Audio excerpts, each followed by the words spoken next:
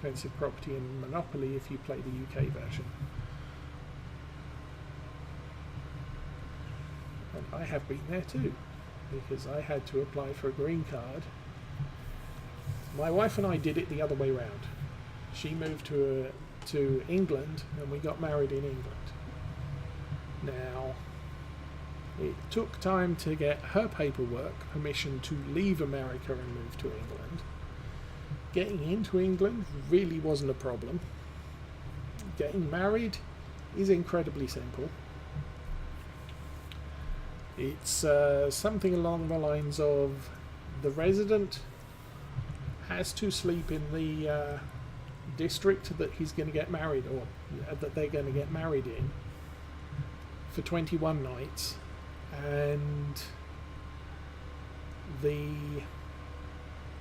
fiance has to sleep in the same district for 7 nights before the wedding. And one of the reasons that the law says sleep is because maybe I don't work in the same district as I live and will get married in. And so they don't want to say you have to stay in the district you're going to get married in 24/7 for 3 weeks prior to your wedding. So they say you have to be sleeping in the district. So basically, where I live, I'm going to get married where I live, and I have to sleep 21 nights in my own bed before the wedding. My wife has to sleep in the same town, or my intended wife has to sleep in the same town for the 7 days before the wedding. That's the only requirement. And then you get married. And then it was 24 months after the wedding, my wife would have been eligible for permanent residence in the United Kingdom. However, 18 months after we got married, we emigrated to the United States, and so she does not have residency requirements for living in England. And if we move back there, we would have to apply for a visa for her to move back, which, as far as I understand, the British government's quite happy to issue them without too much pain, but we would have to live there for 24 consecutive months in order for her to gain permanent residency. So how much was that? 523 litres. Woo-wee. That's so valuable. Not. Okay, I'll park this over here. Oh, yes. I will put that there and turn the engine off. So what do I need to do now? Oh, I need to hook up to the other trailer. Do I live in London? No, I do not live in London. I live in Michigan. However, I used to live about 25 miles, about 30 miles outside London, and did for most of my life, although not necessarily the same compass direction. My parents live pretty much direct east of London, which obviously when I was a child was where I lived. But my apartment as an adult was northeast of London.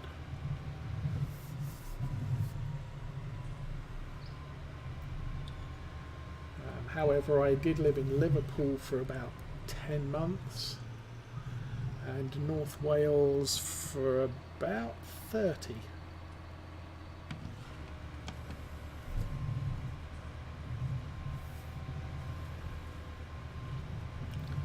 So I moved around a fair bit.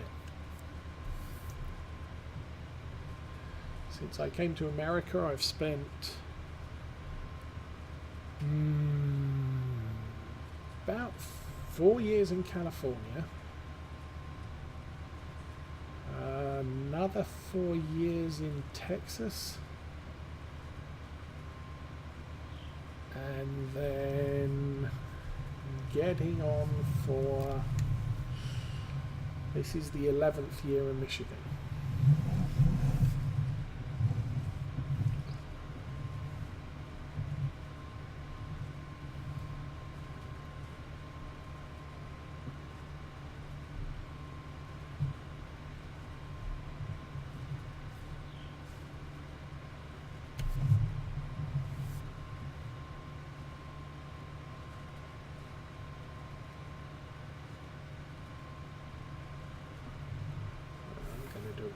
Rows here.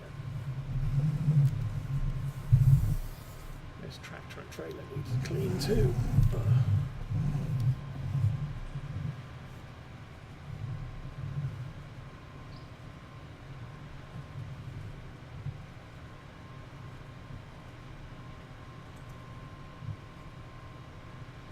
I might take a look at my chicken eggs because I haven't shipped them out for a while.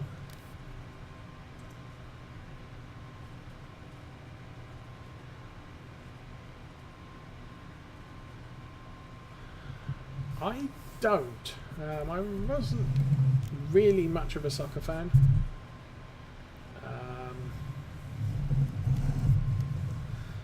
Now, I mean, the one thing you've got to remember, in the UK, soccer is pretty much a national sport.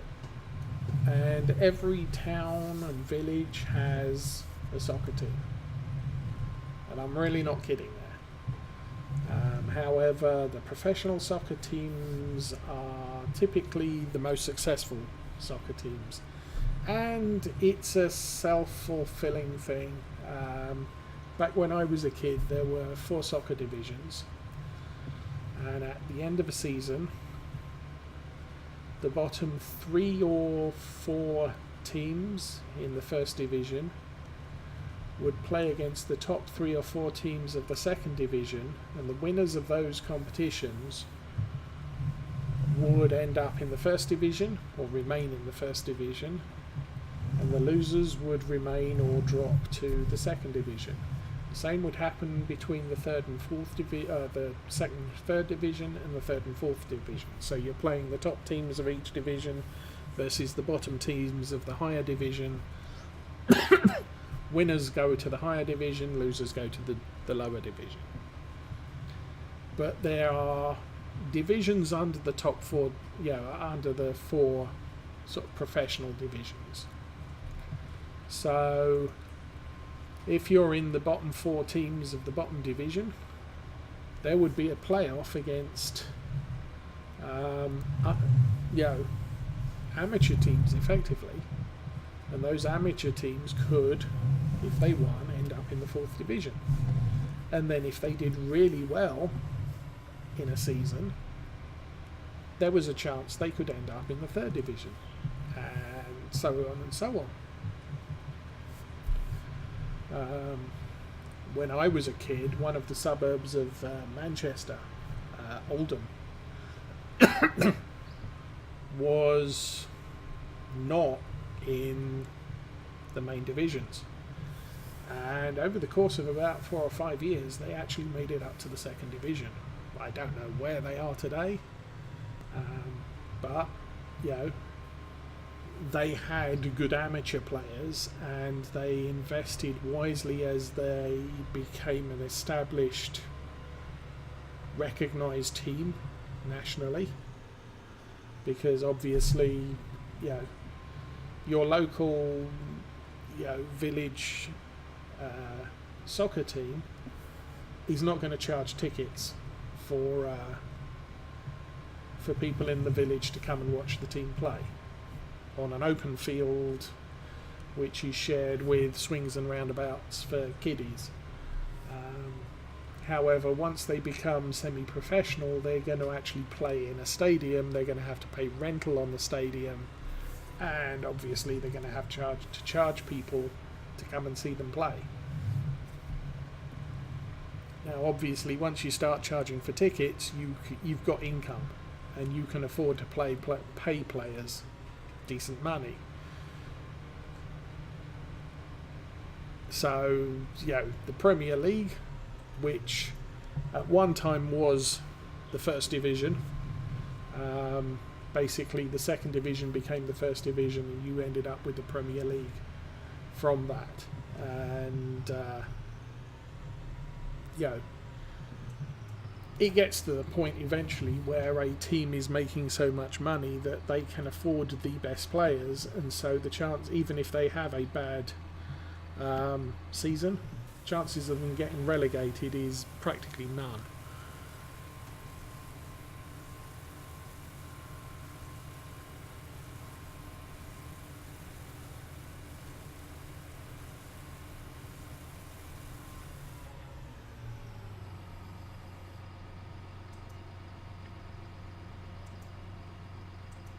Okay, yeah, and like I said, the Premier League wasn't something I really followed. I tended to be more interested in motorsports. One time it was Formula One Grand Prix back in the late 70s to mid 80s. Back when there was innovation. The problem with the Formula One Grand Prix was over time it became so heavily regulated that there wasn't so much innovation in the you were back when I used to watch it, people were innovating new ways to build racing cars, and some years someone would come out with a design that completely wiped the floor with every other team. But the other teams over the course of the year would innovate new technologies and get to the point where they were back competitive again. And so, the vehicle capabilities were always changing, and one team was never... While one team could be dominant for a period, it was never dominant forever. Someone would always find something, some technological breakthrough that would give them the advantage this time around. Back when I was a kid, there was one of the racing teams, Tyrrell. They decided to have 6-wheeled racing cars, and one year they tried it with 4 steering front wheels and 2 back wheels. And another year they had 4 back wheels and 2 front wheels. I remember the first racing team that had a Renault turbocharged engine, and back then the turbocharger was so unreliable that frequently the cars never actually finished the race. Now, when the car did go, it went really quick. Unfortunately, they tended to blow the turbo up after a while, and the car would end up on the side of the racetrack, not going anywhere. But it made the races exciting. But then they started introducing rules about you can do this, you can't do that, the car has to weigh so much, you have to be at least so much off the ground, so much ground clearance and everything else, and I kind of lost interest then. And I moved over to what in Europe is called saloon car racing. It's basically a stock sedan car. The only thing, it's basically something you can buy off the forecourt of a car dealership. The only thing they were allowed to do was remove the seats and replace the driver's seat with a racing seat and install a roll cage so that the roof wouldn't collapse and kill someone if the car rolled. Apart from that, it was a stock car. They weren't allowed to mess with anything. You could tune up the engine, but you couldn't put sort of racing spark. you weren't allowed to replace any parts of the engine or running gear. So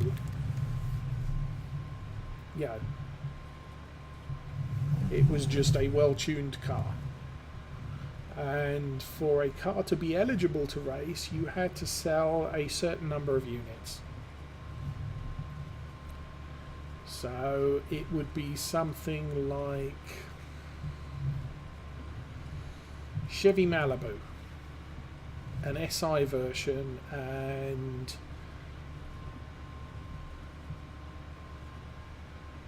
or probably a better example, something like a Dodge SRT8.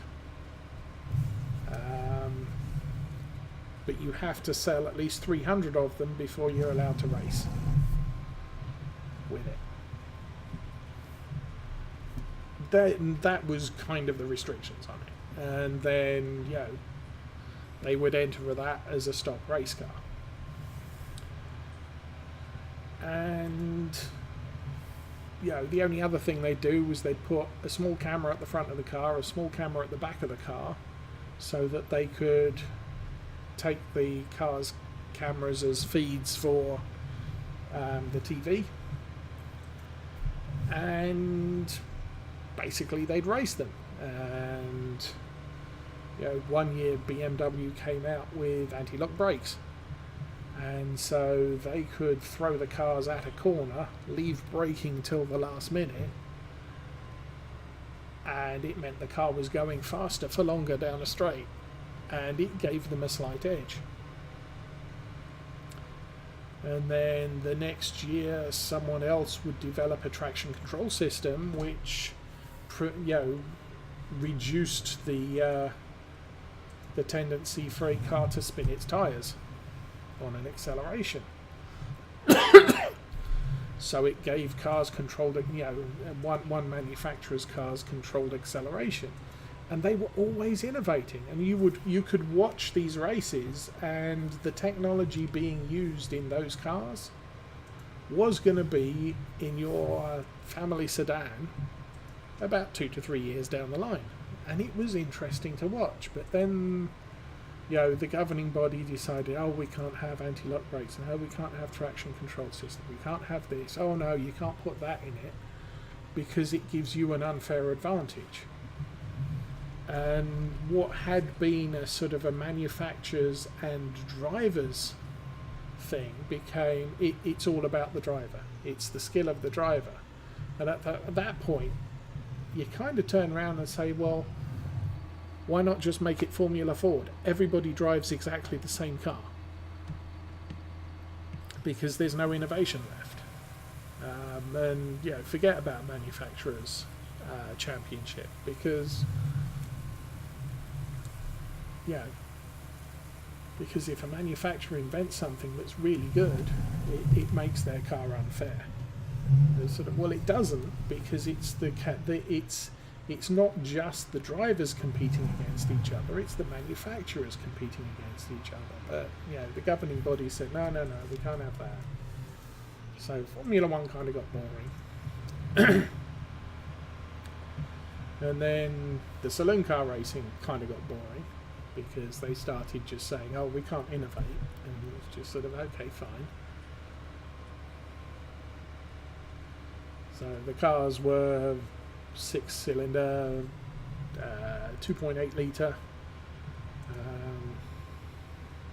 I think they ended up with settling on turbocharged engines, but you can't put 2 turbos in, you can only have 1. You can't have ABS, you can't have traction control, you can't have this, you can't have that, you can't have...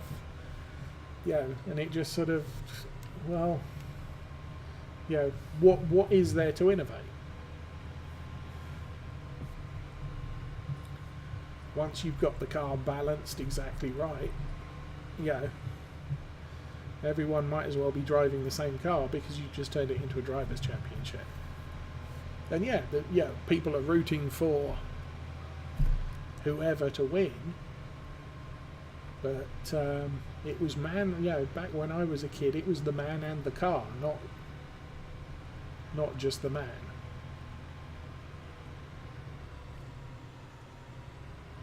It was Nigel Mansell in the Williams. It was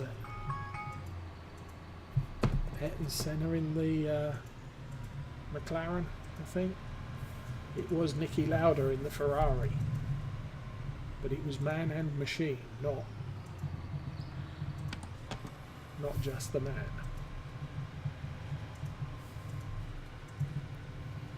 But today it's just about the man or woman.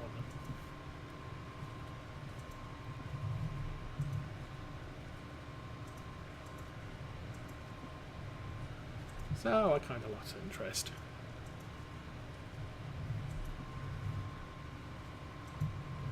I used to watch American football fairly regularly back in the 90s, but I don't know, doesn't hold as much interest as it used to for me. I'll watch the odd game, I'll watch the Super Bowl occasionally. I'll fall asleep about half time and wake up at the end of the game.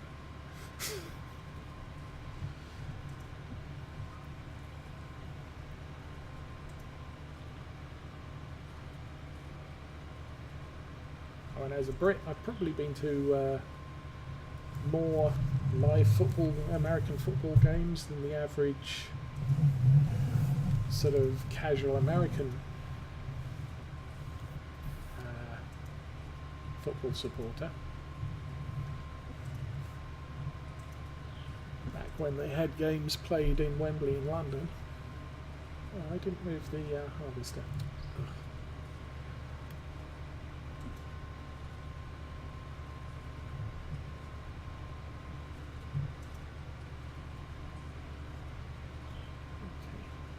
Filled this up, I'll move the harvester around.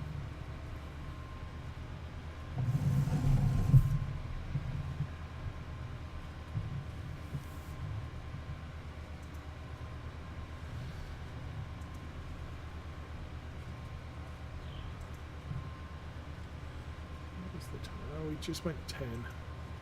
Okay, yeah.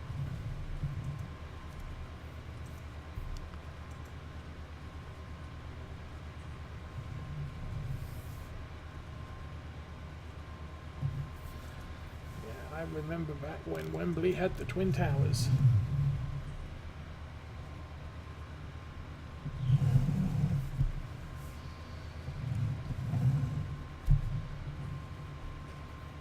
Actually, I remember the streaker at the Philadelphia Eagles Buffalo Bills game at Wembley.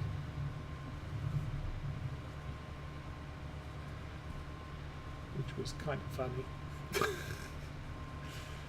Especially to listen, yeah, they couldn't show it on TV, obviously. Topless woman running across the field doesn't make it on primetime TV. But the American commentators commentating on it while not showing it, that was amusing.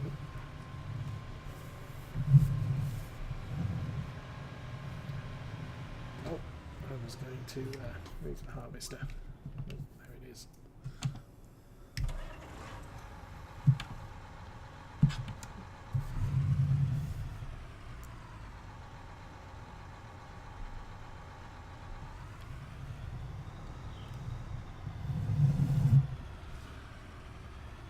I'm guessing it's still as ungodly to get into and out of during an event.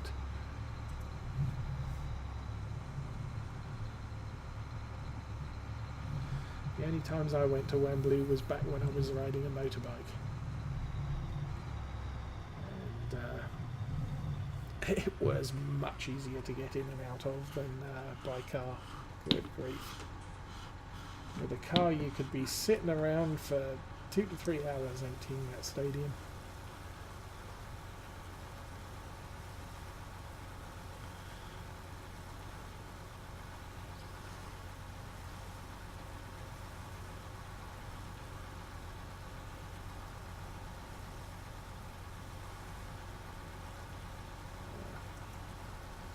Takes a lot of time to clean these wheels off. There's red dirt. Yeah, there we go. I'll put that in forwards because it's easier.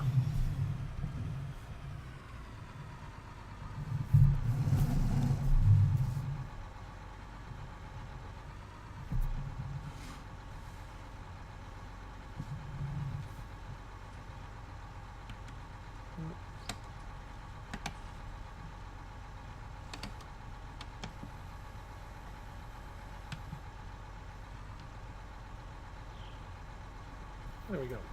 Okay, you can park there. We will jump out of you and we will run over here. And drop the thing on the back. That would be that button there. Yes.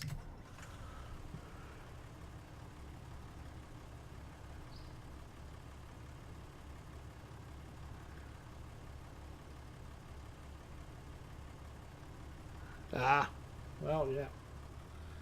That'll do it. I was a peasant. I had to drive myself in or catch a train. Since I rode a motorcycle, and in London you can park, or at least when I rode around London, you could park a motorcycle pretty much within walking distance of wherever you wanted to go for free. That was my preferred mode of transport. When I ended up having a motorcycle accident and having to quit ride motorcycles and drove everywhere, I used to take the train into London because frankly it's too expensive to park a car and just too inconvenient to drive. When I left London, the stats were the average speed in London was slower in the 1990s than it was in back when they rode around London in horse and carriage.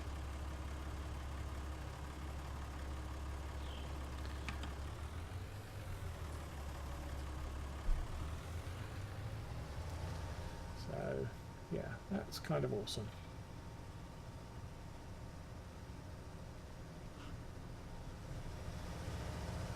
Oh yeah, I can see the difference. So, tractor, let's go.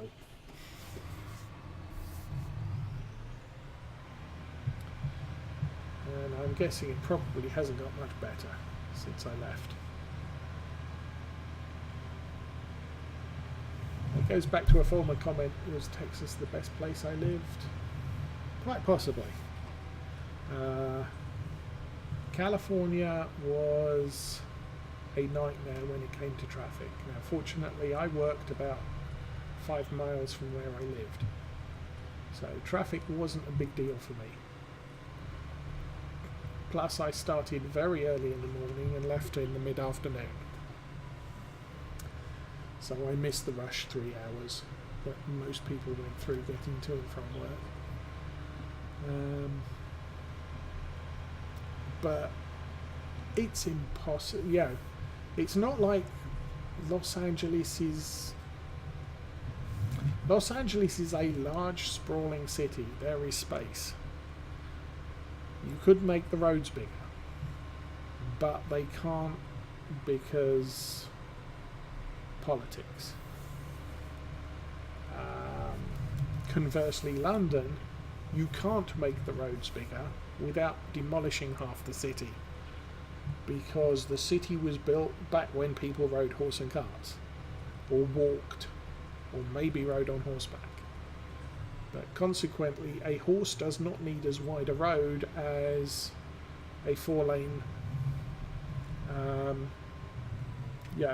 route for cars. And so, there is no way to expand the roads in London at all, because the buildings are built right up alongside the roads. Same's true of New York. You would have to knock down every other block to widen the roads, or something. Now with Texas, at least in the area of Texas I lived, they plan ahead. The area we lived was being developed for housing, and so they would take a road and they would build the housing community right up against the road on one side, and they would leave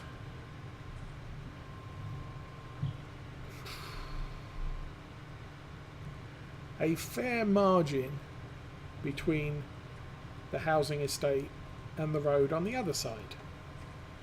And once they'd filled in, they wouldn't build solidly on one side of the road and then solidly on the other side of the road. They'd build intermittently. So you would have, it would start out as all fields, and then they would develop a field into a housing development.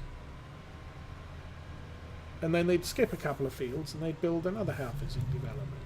And then they'd skip another couple of fields and build a housing development. And they weren't building housing developments concurrently. They'd finish one and then they'd move on to the next one. But once they reached a certain point, they would build a road in the margin, another road in the margin on the one side. So now, instead of having a single road, you had a split lane road. And so all of a sudden you doubled the amount of traffic that you could get up and down that particular road. And it was all planned ahead of time. And so, as I say, the area of Texas I lived in, they were planning ahead for, we're going to build a couple of thousand houses in this area. Now, at the moment, we've got 200. So the roads only need to be able to cope with the cars for 200 households.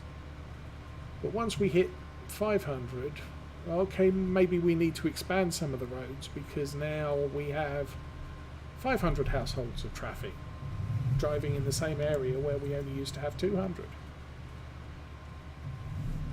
And then a little while later they'd expand some of the other roads, because now we've got 1,000 households in the area that are all using the same number of want to use the same roads, so you have more traffic.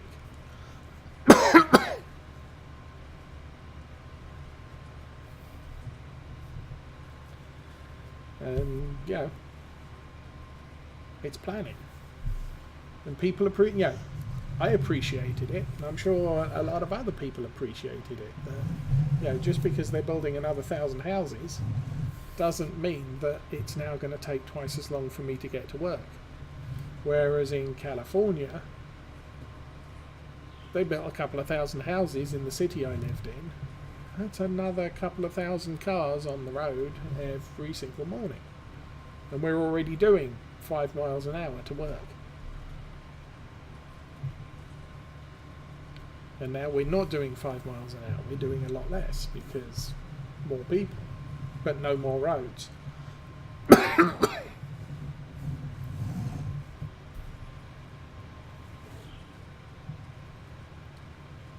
when I worked in London, I took the tube.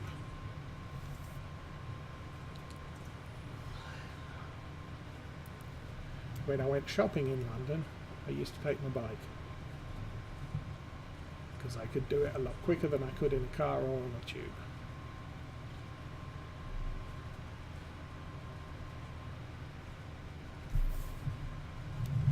And then when I owned a car, I used the tube, because London is a nightmare for cars.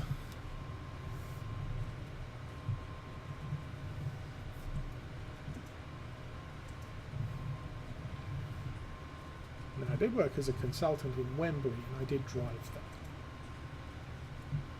Because unfortunately, Wembley isn't in London, it's on the outskirts of London, comparatively speaking.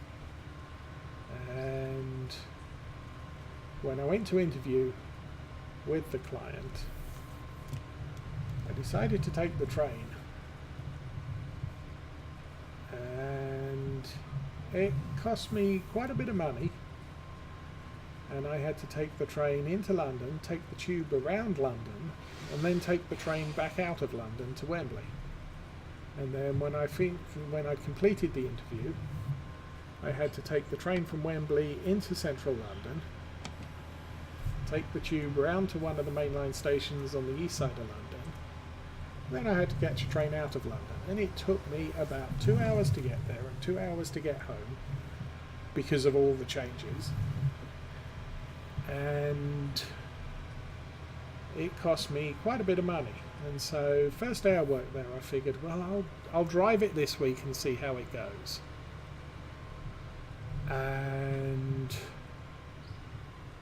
it took me 40 minutes to drive there, and it cost me significantly less money than the train did.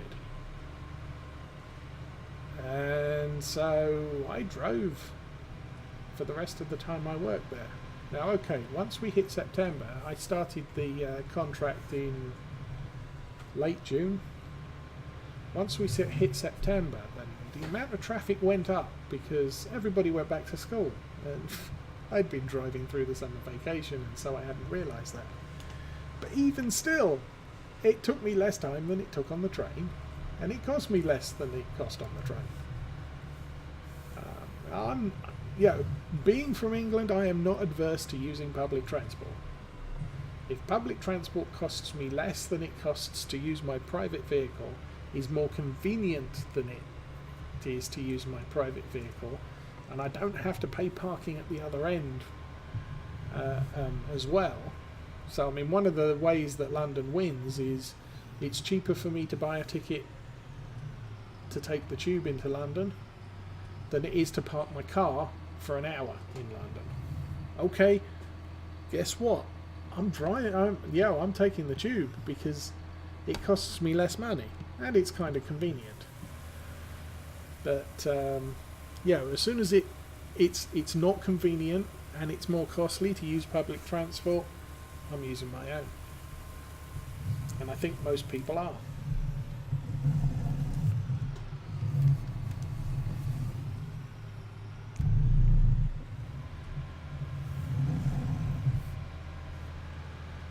Now, I've never been to New York. I've only been to Chicago Airport on my way to somewhere else. But those cities have subways. Well, technically not subways because they're not underground in some cases. But, the concept's there. San Francisco I have been to, and they have a wonderful public transport system or network. It's incredibly convenient, and it's a lot more easy and cheaper than using a personal vehicle. Los Angeles, no. And Los Angeles will never be good for public transport because it's not compact enough. You can never get a train to go everywhere that people want to go. And they don't have the comprehensive network for me to take a train to a convenient location where I can switch to a train that's going to where I actually want to go, or whatever. Dallas is similar. Dallas is a large, sprawling metroplex because it's Dallas and Fort Worth. And so building public transport that services everything that everybody wants to do, it's not really going to happen.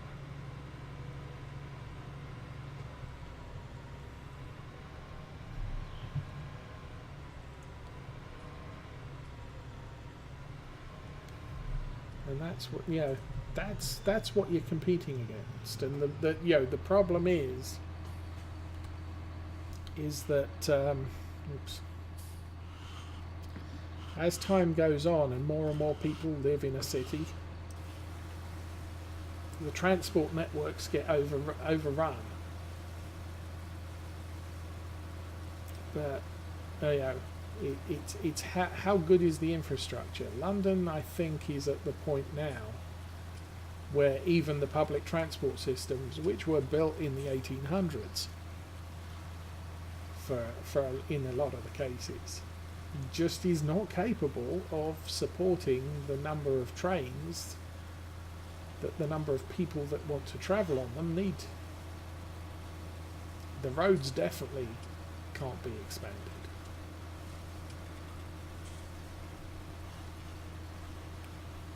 Your geography can limit you, as in San Francisco, and the age of your city can limit you, as in what was the predominant mode of transport when the city was started. Okay, that's done. Pull further up to the end.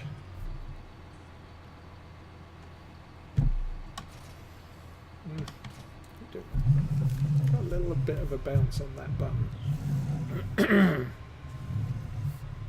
So it doesn't always detach cleanly.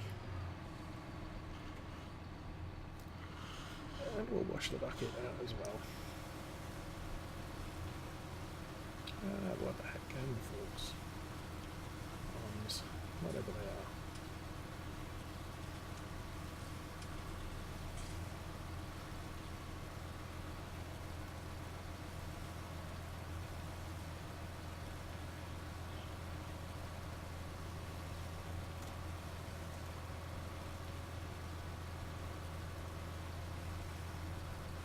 Take the eggs to some. I could actually take the eggs and that wheat, oats, whatever it is.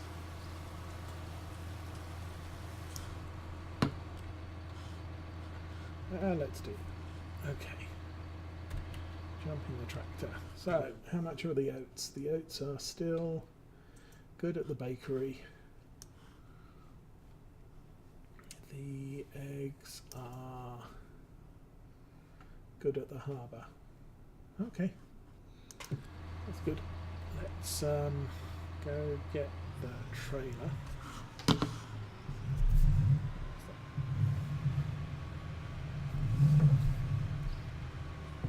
Ooh, I completely messed that up. Should we try that again?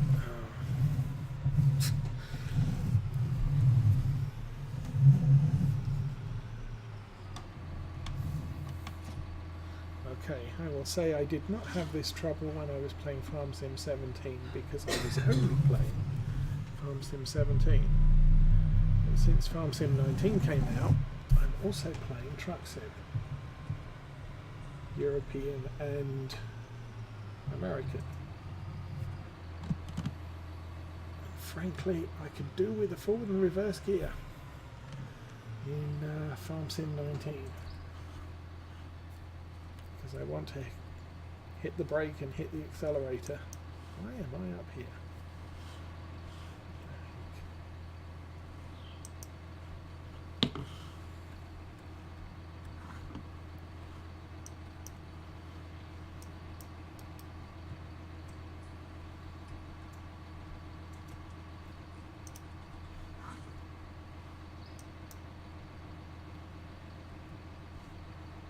There we go.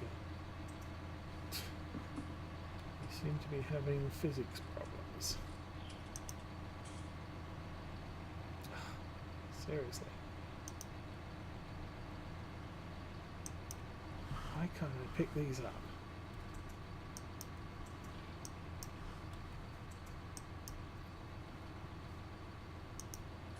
Okay.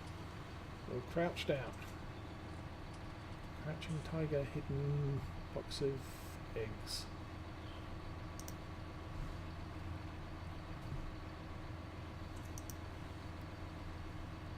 All sorts of weird. I haven't had this problem, so no. Okay, alright.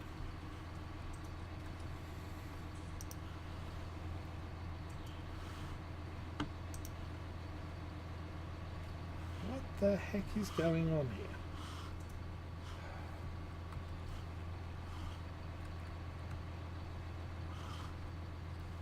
Okay, now nothing's going on here.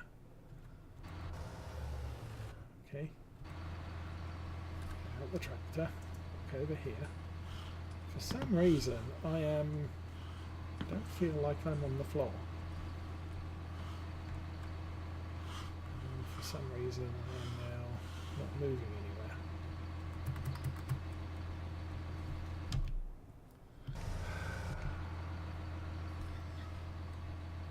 So.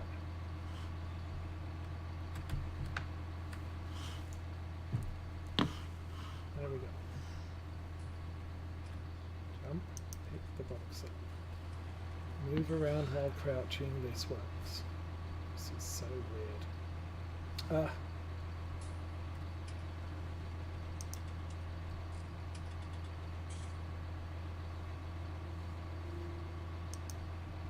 There we go. That's in the box.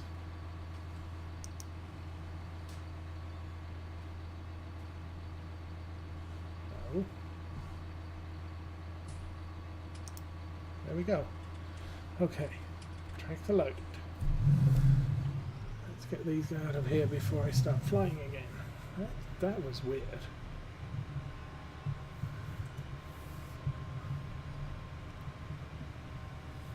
Yes, Wembley is in Wembley.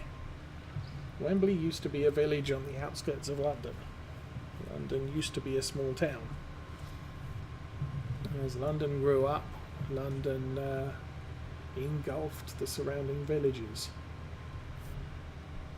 to the point where there are no villages around London. There are effectively suburbs of London.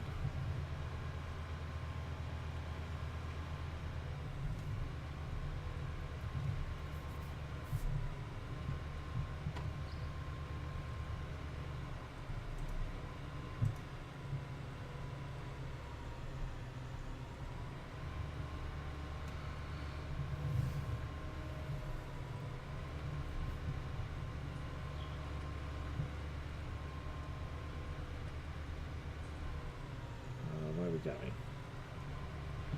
Say harbour for eggs.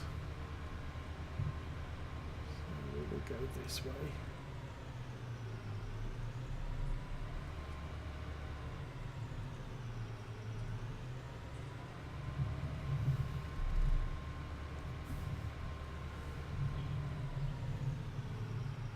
Oh, son of a gun. Well, okay, we shall take these scrambled eggs to market.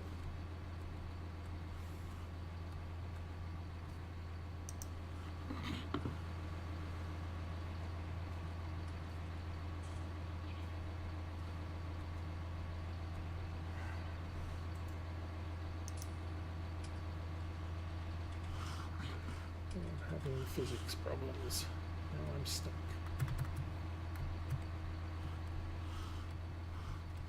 There we go.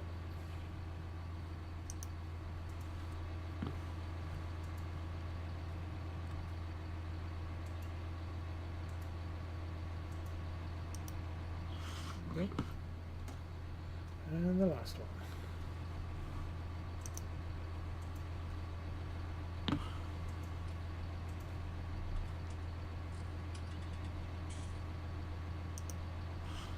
Up until now, I have not had a problem with physics. For some reason, these egg boxes are really misbehaving.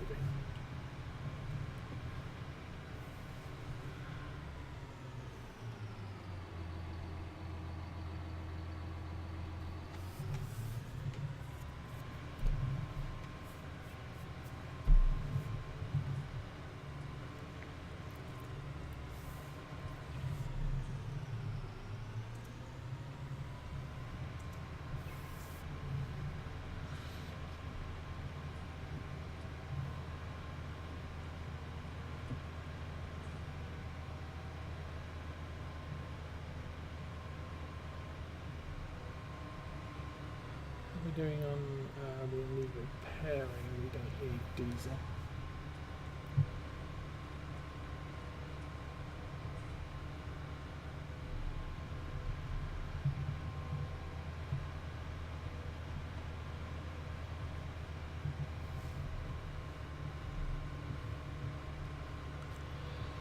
Oh.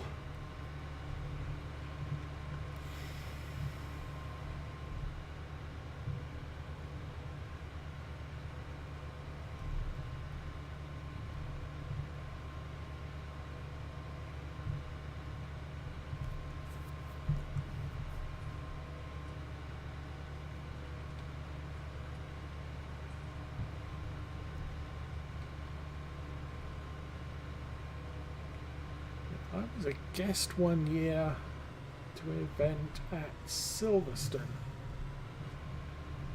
and our hosts had a suite there. That was, yeah, obviously it didn't have a bed and such, but it did have some very nice facilities. So I can imagine how nice Wembley is these days. Okay, let's back up a bit. And I really don't need to finesse this. Is that selling? No. Is that selling?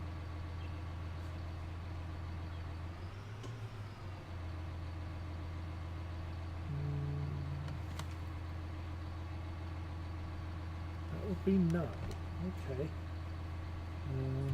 Let's check this. This is eggs at the harbour.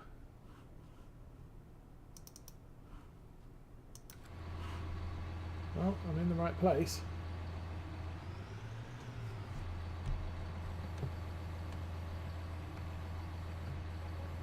Okay, they disappeared. I'm going to have to get out again and try and pick these things up.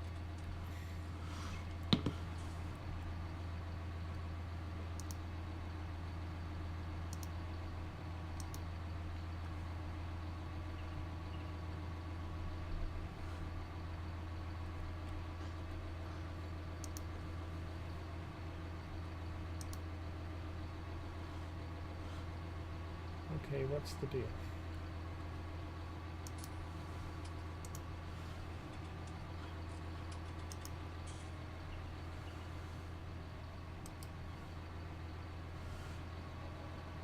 Okay.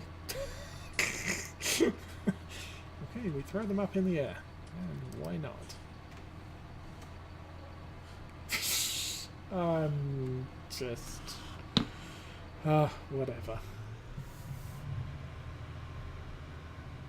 No, I'm not selling the oats here. You don't pay enough.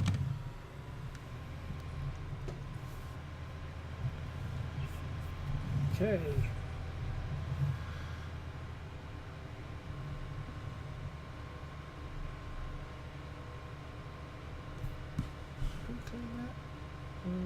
Not so much.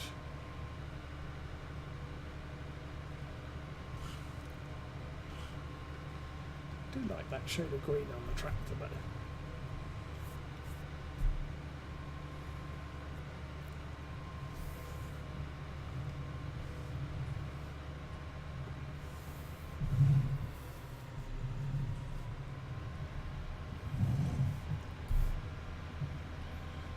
How are we doing? $46,000. I believe that's better than we started with. That's a good thing. $46,000, and we bought ourselves a house to live in. Albeit a trailer park caravan with a hole in the roof.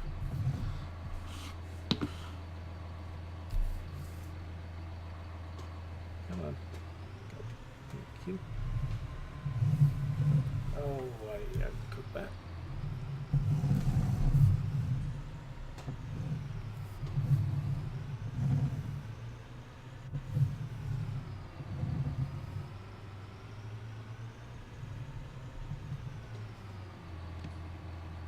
And about $200.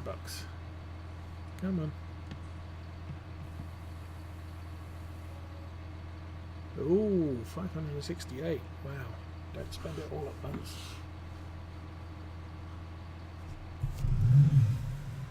And now I can take this back to the farm too.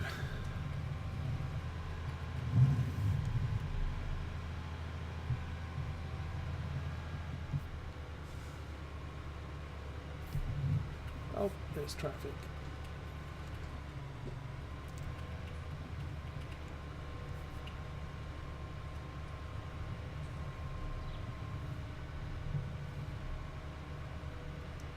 Okay, so it's late. It's a work day. It's 10:35.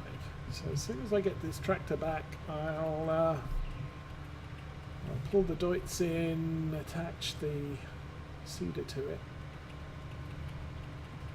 Or maybe I'll attach the seeder to this tractor. Got 19 hours on it.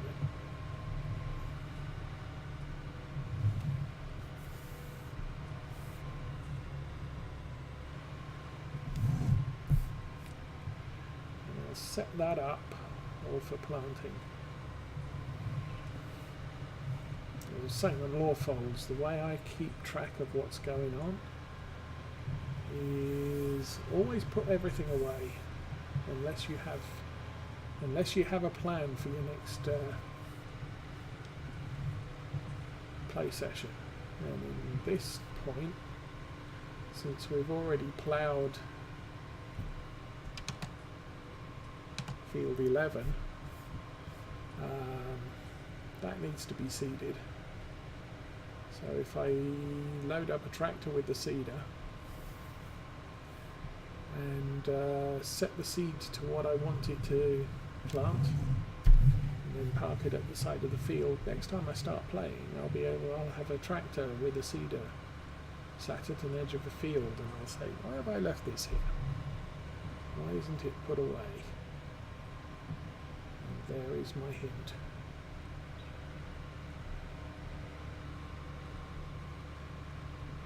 Practical note taking.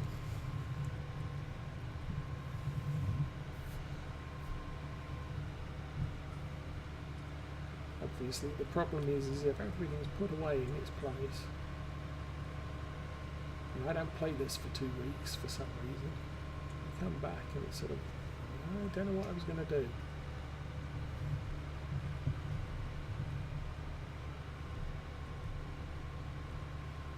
Takes me a while to figure out what's going on. You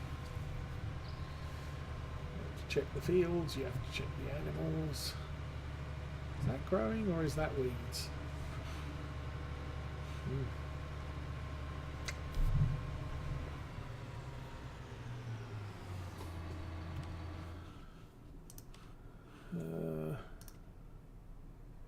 Growing. Oh, hi, that's weeds. Oh, and that needs limed.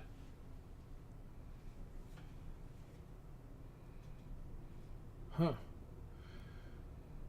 Well, darn, I should put the lime down before I ploughed it.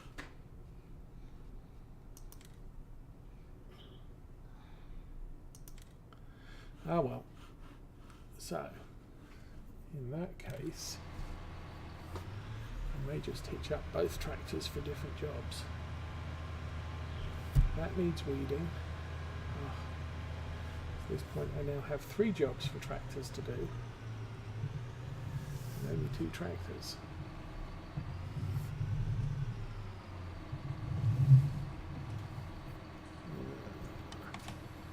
There we go. So, this thing here will hitch up to that.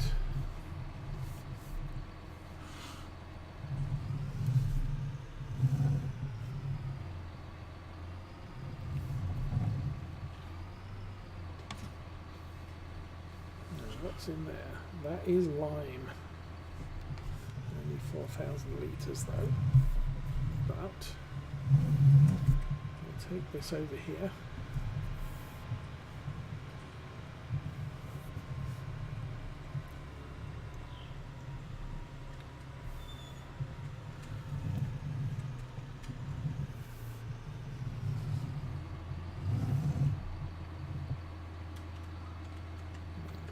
Park that there. Okay. Strategically placed tractor. Let's turn the engine on that one and get this one set up too.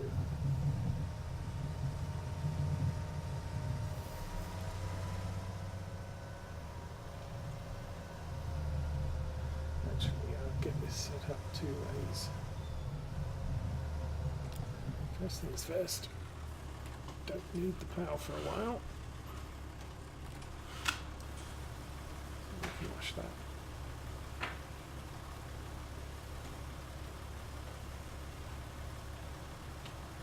This dirt really does look good. Well, except that it's dirt.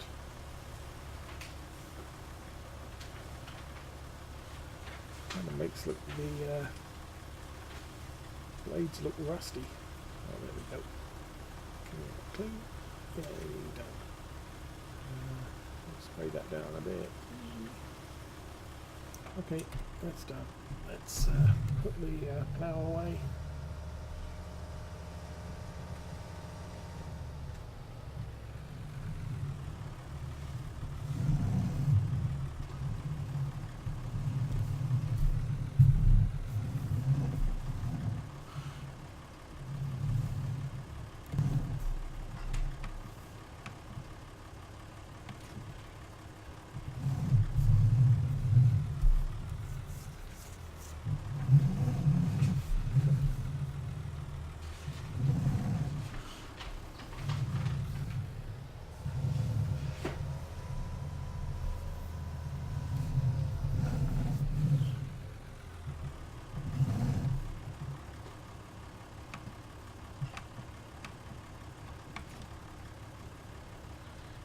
Empty.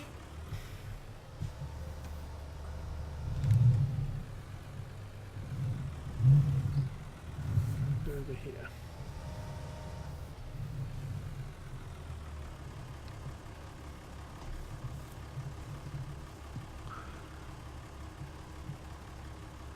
Okay, YouTube. If you scroll, if you're watching on PC, if you scroll down, there is a panel that says YouTube. I've started backing up the streams to my YouTube.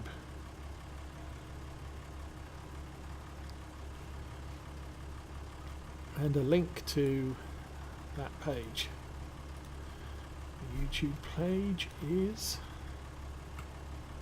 Control-C and Control-V. Yep, there you go. That's the channel.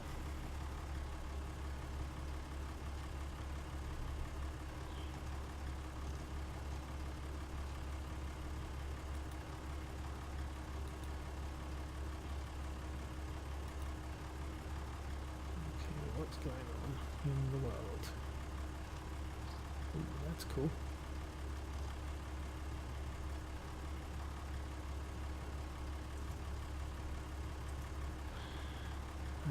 Okay, so back here, and what am I doing here? I have just filled this thing up with weed killer. So let's go and cue this up on the field with weeds.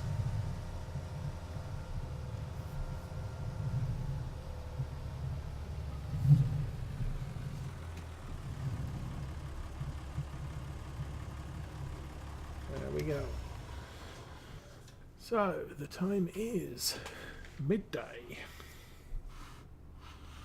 on the farm. We have a field of weeds, very nice looking weeds that we need to kill. And we have stationary tree, a field of nothing that needs some lime, and then seed. So both the tractors are set up for the next session. I will bid you all a fair night. I need to get to sleep and get to work, or so I can work tomorrow. Tomorrow is my day off, so there is no scheduled stream. However, if I'm not doing anything else and the mood takes me, I may stream tomorrow, but nothing guaranteed. Thursday night will be the next guaranteed stream, unless I'm sick. We will be streaming ATS with Arthur and the team, trucking in a convoy to somewhere maybe interesting. In the meantime, take care of yourselves, and I'll see you soon.